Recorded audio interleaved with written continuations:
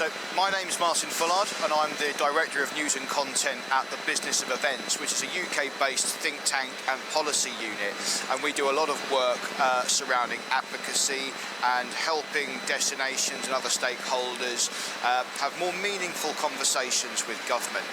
While we're UK-based, we very much take a global view, and here at IBTM World in Barcelona, we've just launched our Global Destination Report 2023. So a couple of top-line findings for you. I'll have to look down, but bear with me. Business models.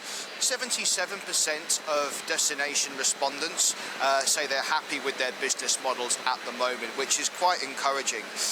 But one of the most interesting statistics that we saw in the report was that 46% of destination respondents have seen an increase in their funding, which points towards governments taking a more positive view towards the business event sector. However, that's caveated by 54% of respondents saying that they either had reduced funding or that funding stayed the same.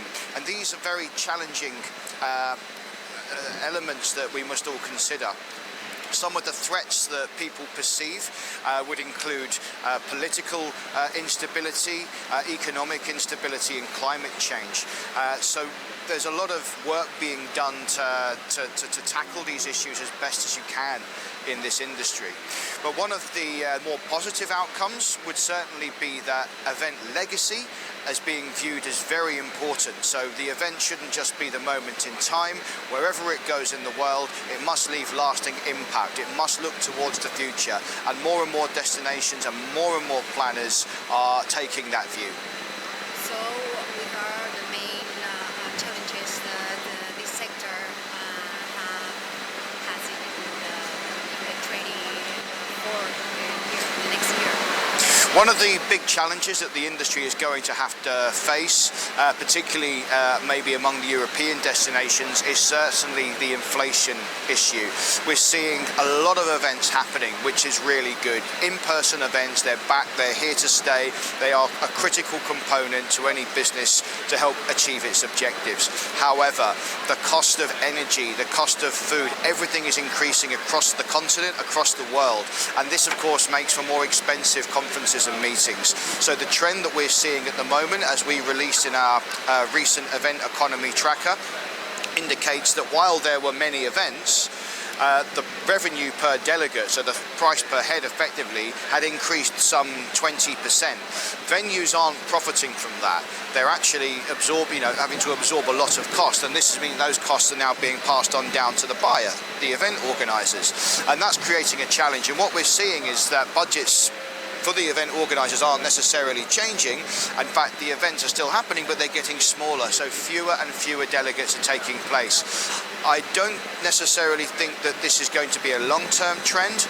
It's purely an economic cycle, in my personal view.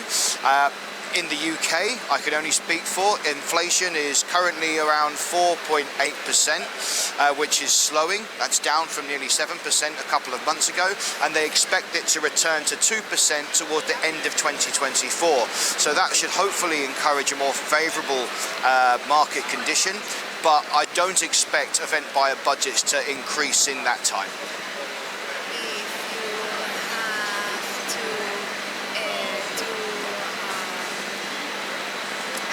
For the professionals of the event sector, which one? I think the best advice I can give to anyone right now is to remain flexible and adaptable. We are in a very challenging economic climate without strictly being in a recession, certainly in the UK, but the economic headwinds, they will subside. So the next year is going to be, again, tough. I would say maybe a bit better than 2023. Maybe things will ease unless we have another crisis, but the advice is to proceed. Events are here, they're strong, they're a vital market component, and despite inflationary challenges, you must stay your course.